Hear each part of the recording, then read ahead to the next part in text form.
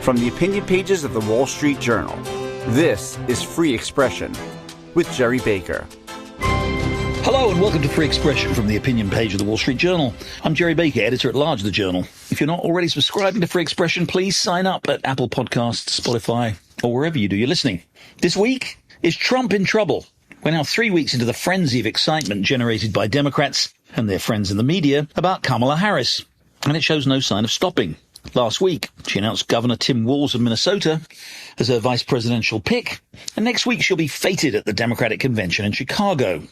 All this, and a collective rewriting of Harris's personal history as a very left-wing progressive, along with an imposed amnesia about the fact that she's been serving in President Joe Biden's administration for the last 4 years, all this has had a predictable effect on the polling numbers. Harris now leads Donald Trump by a narrow margin in most of the polling averages and is outperforming Joe Biden strongly in the key swing states. Meanwhile, Trump himself doesn't seem to be helping matters. He spent much of the last few weeks pursuing what can best be described as some of his pet themes. Is Harris really black? Might Joe Biden come storming back and demand to get the nomination at the Democratic Convention? Are the crowds at Harris's rallies being enhanced by artificial intelligence? As I wrote in my column this week, this all seems to be a troubling reminder of the worst features that we're familiar with in the Republican candidate. It certainly has some in the upper reaches of the Republican Party worried.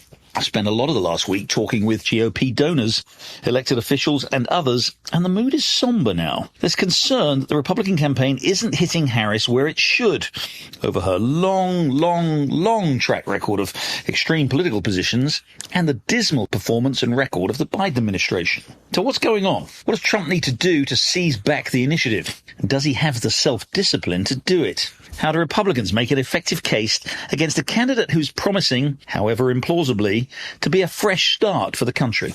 Well, with me to answer all that, I'm glad to say, is co-chair of the Republican National Committee and Donald Trump's daughter-in-law, Lara Trump. Lara, thanks very much for joining Free Expression. Thank you for having me. It's a pleasure. So, looking at what's happened over the last few weeks, do you think it's fair to say that Kamala Harris and the Democrats have seized the initiative in this presidential election? Well, gosh, how much time do we have? Look, there's been a lot that's happened in the past several weeks. I think we should maybe go back to the Friday that Joe Biden said, it would take an act of God to get him to drop out of this election. And then lo and behold, 48 hours later, there's a post on X that says, you know what, actually, after all, I've made a decision that I'm going to pass the torch on to Kamala Harris. Actually, I think that was the second post that he had to make. I'm not going to seek re-election.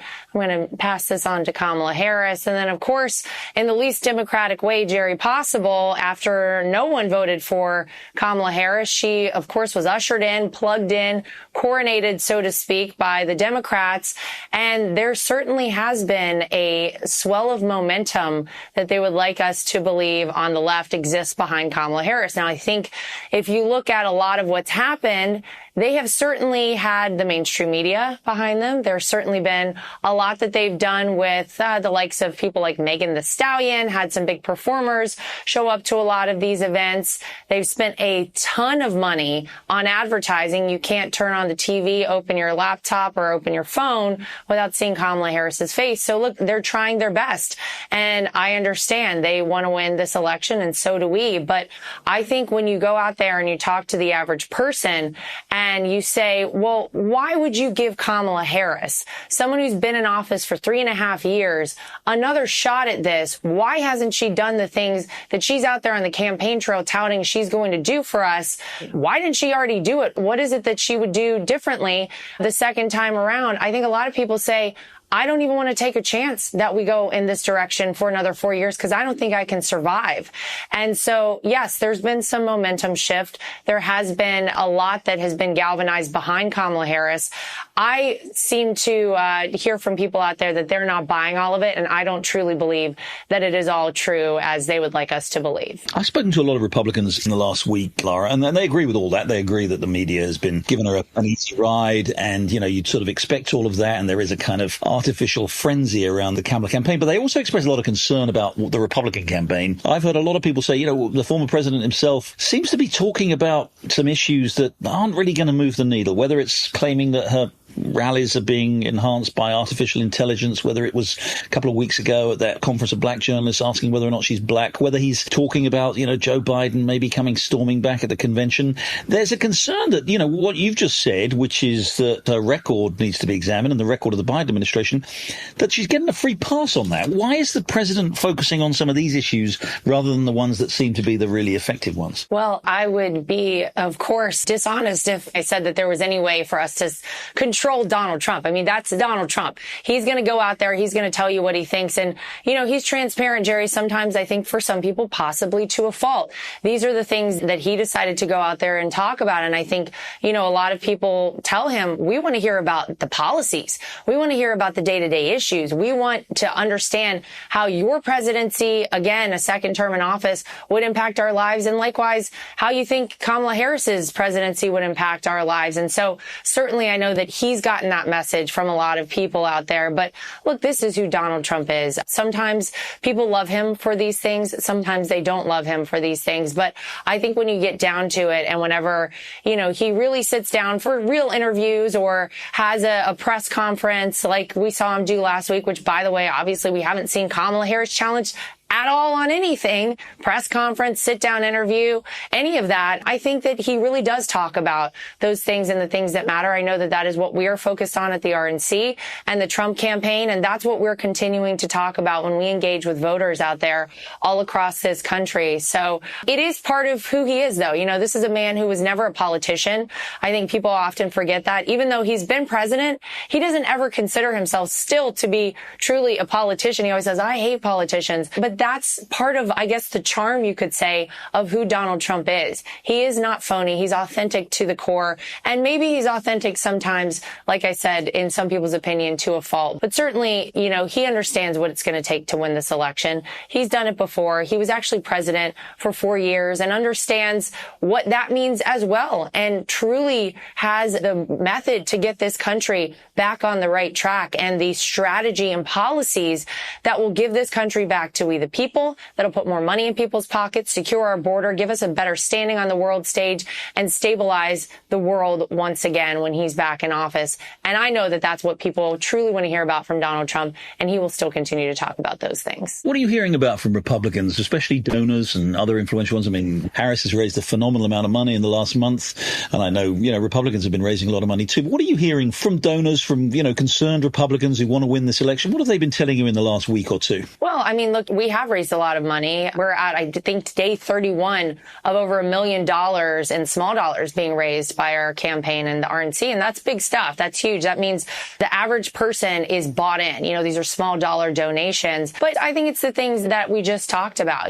People want to hear from the guy who was actually in office and presided over the largest tax cuts in American history, like Donald Trump did. They want to hear from the guy who was the greatest champion and ally of our closest Middle Eastern ally, Israel. Remember, this is a man who, although presidents before him claimed they would do it, Donald Trump was the one who moved the American embassy in Israel to Jerusalem, recognized the Golan Heights for Israel. And these are the things that they want him to get out there and talk about. And, he can go out and do a rally and be that guy all day long. But I think what it's ultimately going to come down to, and I think what a lot of us are looking forward to, is this debate. And I know that Kamala has said she's going to do at least one debate. Donald Trump has said he would do 3. And I think more debates are always better. I think the American people could agree with that on September 10th. And so we're really looking forward as a campaign to hear from Kamala in terms of her policies. Because quite frankly, Jerry, the only policy that we really heard come from Kamala Harris is when she ripped off from Donald Trump, when she talked on Friday about no tax on tips. That is a policy. That is something Donald Trump has said for months now he wants to implement whenever he becomes president again. And isn't it interesting that that is now her new talking point? Isn't it interesting that although she was the border czar for 3.5 years, although she tries to claim she was not, she certainly was in charge of the southern border. And now she's saying, oh, I'm going to be tough on the southern border. She's putting ads out on border states saying that I'll crack down on these people coming over the southern border.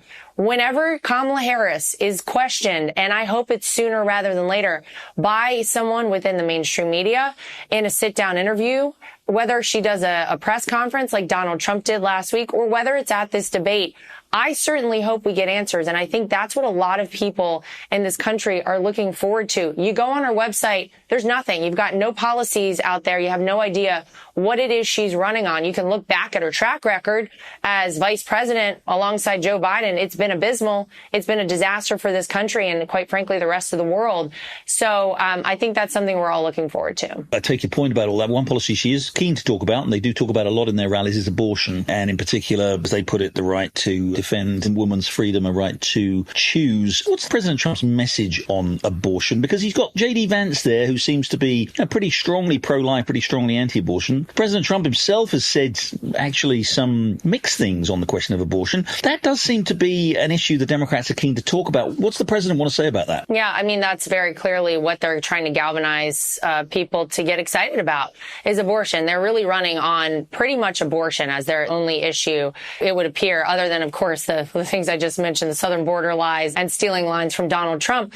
Look, Donald Trump has been very clear about his stance on abortion. He has said that the decision made by the Supreme Court to send this back to the states is the most democratic of processes, and it is what we should want to see in this country. Every state gets to decide for themselves on the issue of abortion. This is something you're never going to win. Every person has a different view, Jerry, on this. And so Donald Trump has been very clear on that. What the Democrats have done and what they continue to do, though, is lie about this as it relates to Donald Trump. And they say Donald Trump wants a federal abortion ban. No, he doesn't. There's absolutely no evidence of that. And he himself multiple times has said, I do not want that. This is back in the states. My hands are clean of it now. I have nothing to do with it. And this was a decision that never should have been made by a small group of people in Washington, D.C. and the Supreme Court. This is a decision for all of us in this country to decide. And so they're going to continue, of course, to push this issue and try to lie. It's really sad. It's not even gaslighting, I don't feel anymore. It's lying to the American people about Donald Trump's stance on this, telling them that if you vote for this man, he will put in place a federal abortion ban. That's a lie. It's a flat out lie. It's completely false. And it's sad to see because people should be able to get real information out there. Just like abortion, by the way, they try to talk about Project 2025. They're still doing it. This is something that Donald Trump from the very beginning denounced and said, I don't even know what this is.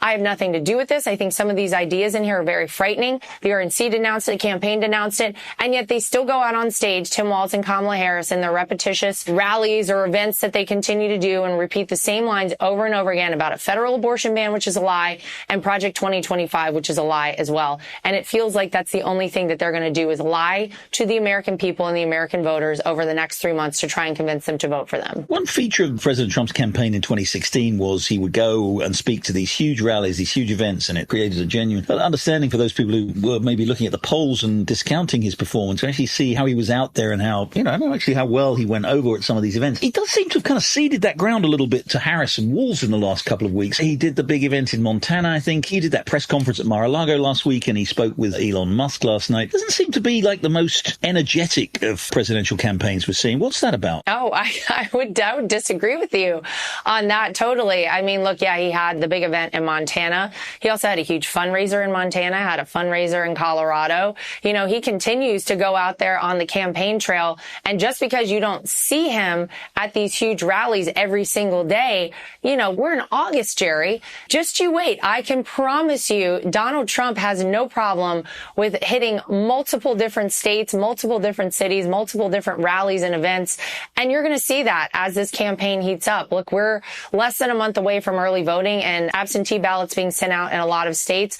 And I can promise you once that time comes around and we're in full swing of election season, you will see Donald Trump out there. Without a doubt, I have no question about it. So, we're still kind of in the earlier phases of things, but that doesn't mean that he is not fully energized, energetic, and this should give people no pause whatsoever. He is out doing a lot right now. Next week, of course, we've got the Democratic National Convention in Chicago. Republicans, again, it's a time often when the other party does go a little quiet, but sometimes it's also an opportunity for counter-programming. Have you got anything planned for that? Yeah, well, Donald Trump will be traveling and we'll be doing events. Donald Trump, JD Vance as well, all across the country, kind of bracketing some of the things that the DNC is doing. Of course, we're going to be out in full force within the media in whatever capacity we can be. But I think it'll be interesting, Gerry, to see really what the DNC is going to present to people. We're going to, I guess, hear where Kamala Harris, I hope, stands on a host of issues. Again, we haven't heard a lot from her or what she stands for, what her policies would be if she were elected president of the United States. But I want to go back really quickly to the RNC. And what we wanted to do there is not have a bunch of elected officials, which every convention can do, and you typically see.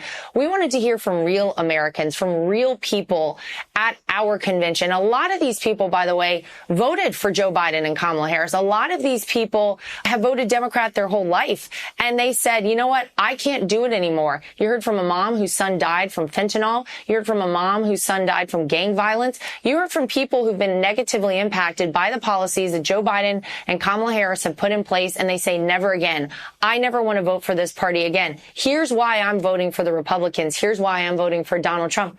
These are real Americans. I am curious to see what the DNC is going to present. Will they have real Americans who can honestly come out and say that their lives have been made better by anything that these folks have done while they've been in office for 3.5 years? I'm going to say that's going to be a tough sell to the American people because I doubt a lot of those folks exist. We're going to take a short break there, but when we come back, I'll have more on Donald Trump's campaign for president with the co-chair of the RNC, Lara Trump. Stay with us. You're listening to Free Expression with Gerry Baker. Don't forget, you can listen to the latest episode anytime on your smart speaker. Just say, play the Opinion Free Expression podcast. Now, back to Gerry Baker.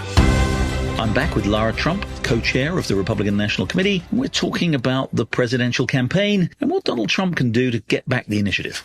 Another concern I'm picking up from a lot of Republicans, and you'll be familiar with this yourself, is about JD Vance. You talked a little bit about JD Vance, the vice presidential nominee, and particularly among the Republican women, I think there are concerns about some of the things he said in the past, his infamous remark about childless cat ladies, and a general impression that he gives that maybe he's a little, shall we say, sort of behind the curve of where a lot of women think their role is in society. Is Vance doing exactly what you expected? Is he working out exactly as President Trump wanted him to? I will listen. I think he's a highly qualified person for this position.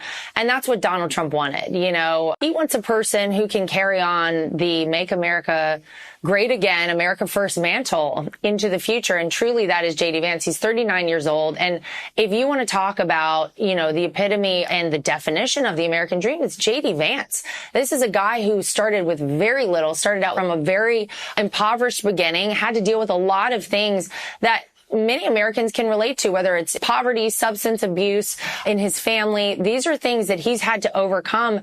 And he ended up now as the running mate with Donald Trump as a potential vice president of the United States. Obviously, he's a United States senator at this point, but he's incredibly smart. He understands how this country works and the things that need to happen in order to get this country back on track. And I think that's something that cannot be overstated. You know, you see on the other side of the aisle that you have Kamala Harris, a woman who Joe Biden himself told us was chosen not based on how qualified she was for the position or any other reason than based on how she looks. Those aren't my words. Those were Joe Biden's in 2020. That's why he chose her. Now she's been escalated and elevated to this position as the nominee for the Democrats. And it's kind of amazing to see. You don't want somebody who you can say, oh, I feel good looking at this person, but they have no idea what they're doing. You want somebody who actually knows what they're doing, and that's JD Vance. And I think it's a shame that people are focused on a comment he made years ago, and instead of looking at things that he really wants to talk about that's important to America and the American people. Again, you know, you can go back to our beginning discussion about Donald Trump. Well, is he saying the right things to people? People want to hear more about the policies and about what he's going to do for the country. JD Vance is trying to talk about those things, but of course the media keeps drawing him back to a comment that he made so long ago. And I kind of think it's a shame to see. Look, I personally, as a woman, as a mom, and as an American citizen, want someone in charge of this country and running this country who I know has the best interests of Americans at heart, who I know understands what needs to happen in this country. That's Donald Trump and JD Vance. And I think it's sad that people try to criticize him for some of these things instead of looking at what he actually wants to do alongside Donald Trump. Do you think these attacks on Governor Tim Walz, the Democrats' vice presidential nominee, on his military record, his role in the National Guard, and exactly when he got out and what he did in the National Guard, do you think that this is a profitable exercise politically? I noticed that JD Vance is prosecuting it, and President Trump hasn't said anything. I mean, obviously President Trump doesn't have a military record of his own, so maybe that constrains him a bit. But is this helping the Republican cause, this accusation of stolen valor? You know, it's funny you mentioned that. I have never served in our United States military either, and I'm grateful for those who have, and incredibly grateful to our veterans and current active duty military. But I actually have in my own family cousins of mine, some of whom are still active in their military service. And it's funny because I didn't actually understand why this was as big a deal as people were making it, Jerry, until I spoke with them. And they sort of broke it down for me. And it is a very big deal to people who serve and people who have served this country. If you represent something that is completely false and you try to, kind of extend what you've done and amplify it in a way that is a little disingenuous. And it probably speaks more so to the character of a person who would do that than anything else. It's not something that I've generally talked about because, again, like you, I haven't served, and like my father-in-law, I haven't either. But I do know that it is a big deal to a lot of veterans and a lot of active duty military. And so for JD Vance to want to call him out for it and really kind of double down on that, that's up to him to do. And he's well within his rights to do so. But it sounds like we're not going to hear that line of criticism from President Trump. I don't think he has said much about it. I don't think he probably will, because I don't think he feels like that's a good space for him and not something that maybe he understands enough. It looks like the election is going to be very close again. The last two elections have been decided by tens of thousands of votes in a handful of states. There's a lot of concern, again, about the integrity of the ballot. I know Republicans are putting in a big effort, as are Democrats, on this issue to ensure that there isn't any electoral fraud, keep electoral fraud to a minimum. And from the other angle on that, there are concerns raised by Democrats who say, well, the Trump campaign is already gearing up to basically challenge or try and nullify the results in various states. What is the Trump campaign plan? Well, that is ridiculous, that statement there. Well, first of all, I'd love to know what the Democrats are doing to try and prioritize election integrity. We've offered from the RNC to have our counterparts on the other side of the aisle, the DNC, come out and be part of our Protect the Vote tour.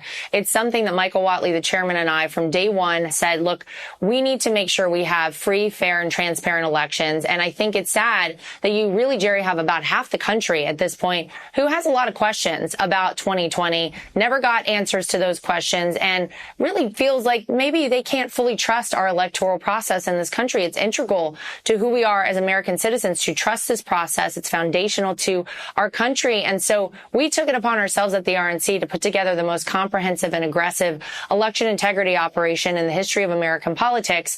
And we're out there all the time in so many different battleground states, making sure that we are telling people you can trust this voting process. How are we doing that? We're opening up election integrity offices where we're training people to be poll watchers, poll workers, work in the tabulation centers, be legal experts on the ground. We pledged 100,000 volunteers at the beginning of our tenure as chair and co-chair of the RNC. Right now, I'm pleased to report we have 157,000 people who've signed up to volunteer with us, but we haven't heard anything back from the Democrats. And in fact, what often happens when we go to places like, for example, Michigan, where we kicked off this tour and opened our first election integrity office, is we're then criticized by the Democrats. And they say, oh, they're trying to stifle people from voting. They're trying to make it harder for people to vote. No. We want every single American, no matter if you're voting Republican, Democrat, or third-party candidate, to feel confident that when you go vote in the United States of America, your vote matters and your vote counts. So we're working overtime to do that. We want to make sure that we have people in the room whenever votes are being cast and whenever votes are being counted. And in a lot of ways, it probably demystifies it for people. Hopefully, it brings a level of transparency to our voting process that some people felt like was lacking. We have legal experts there, so if there is a problem, we can address it right there in the moment. We're not waiting days, weeks, or months later to tackle a problem. And hopefully this serves as a warning to people out there, anyone who would, Jerry, commit voter fraud or election fraud, that if you are a person who's going to cheat in an election, we'll find you. We're planning to prosecute you to the full extent of the law. And we want it to be a deterrent to people who want to do things that are nefarious and should never happen in our elections, as well as encourage our voters. This is a safe process. You can trust it. Do not stay home this election. You must get out and vote. But I'm still waiting to hear back from our counterparts across the aisle at the DNC. We'd love them to to join us in this pursuit as well. Do you think a lot of illegal immigrants are being signed up to vote, as some people have alleged in some states? Well, it does seem like that there's a big push to get people in here, 10 million plus to current count, probably more than that. And there are a lot of states where, like Tim Walz's state of Minnesota, where they are happy to give people who have illegally come to our country ID, driver's licenses, and some states where you don't have voter ID checks whenever you go vote. So it is a problem. It's something that people are very concerned about. We go directly to the secretaries of state and we say, we want to make sure that you're actually taking seriously the laws that are on the books. And if you don't have a voter ID requirement, please consider putting a voter ID requirement and making sure that the people who are voting are legal citizens of this country. Because I think, Jerry, a lot of people are concerned about that. It is something I hear every day, everywhere I go. People want to know that only American citizens are voting in our elections. It is a federal election law, and we would like to see that enforced across the country by every Secretary of State. Bring it back, Lara, finally to the big picture. I think maybe one of the challenges that the Republicans have is the challenge of dealing with Kamala Harris, and the presentation of Kamala Harris as something new. You know, Donald Trump, he's not a politician, you're right, but he's been on the national political scene now for pretty well a decade. Joe Biden had been on the national political scene for 50 years. And I think there was a kind of a fatigue setting in, and then suddenly we have this relatively new figure. You know, we can argue about how new she really is, and we can certainly, you know, you've got very valid points to make about where she stands, but she seems to offer to a country that's maybe a little tired, a little fatigued with the lack of political choice. She seems to offer something new. I think that is a part of her appeal. How are you as a campaign going to challenge that? Yeah, well, she may be new to people because, Jerry, she's been remarkably unremarkable. She's been vice president of the United States for 3.5 years. Where's she been?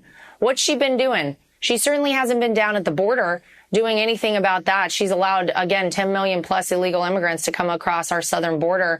It's interesting to see because she was a senator, she was an attorney general, she was vice president, and yet people don't seem to know about Kamala Harris.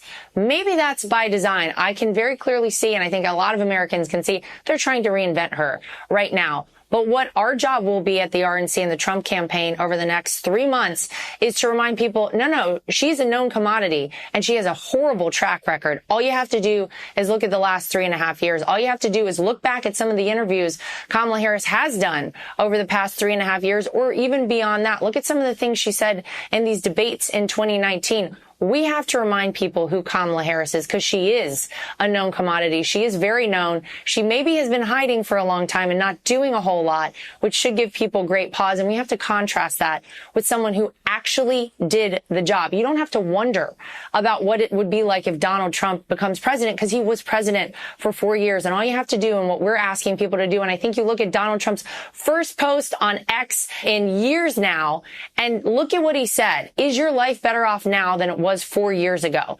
Think how your life felt with Donald Trump in office. Think how it's felt with Joe Biden and Kamala Harris in office. If you want 4 more years of what we've had under Joe and Kamala, I can assure you this country will be worse off. Your bottom line will be worse off. Your family will be worse off. And I think most people would argue they cannot afford to do that. But you do look back at Donald Trump, and we have to remind people about how much better their life was, how much more secure our border was, how we had no new wars breaking out, actually peace agreements in the Middle East, more money in your pocket, manufacturing coming back to America, and the like.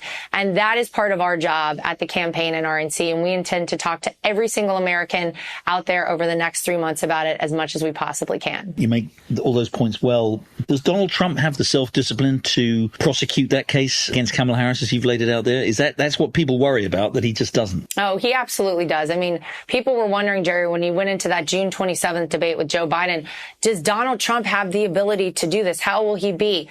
You know, people constantly talk about what a disaster that was for Joe Biden, and it was an utter disaster. But no one talks about actually how well Donald Trump himself performed in that debate. When he wants to turn it on, believe me, he can turn it on. He's one of the smartest people I know. He's one of the best of the best. Again, like I said before, he doesn't consider himself a politician, but he has this political sense, this insight that I don't think most people can get. It's just natural. You can't achieve that in any other way, I don't believe. And so, yes, whenever he needs to turn it on, believe me, he will. He does have the discipline. And look, he won in 2016 against all odds, and people said that was going to be impossible. I believe right now the country is ready to see Donald Donald Trump as the 47th president. And I don't think there's a better person to prosecute that case than Donald Trump himself. All right. Well, we shall certainly see over the next 3 months. Lara Trump, co-chair of the RNC. Thanks for joining Free Expression. Thank you so much. Great to be with you. Well, that's it for this week's episode. Thanks very much for joining us. I'll be back again next week from the Democratic Convention in Chicago, where we'll doubtless be considering the events that are moving the political needle along with everything else. Have a great week and see you soon.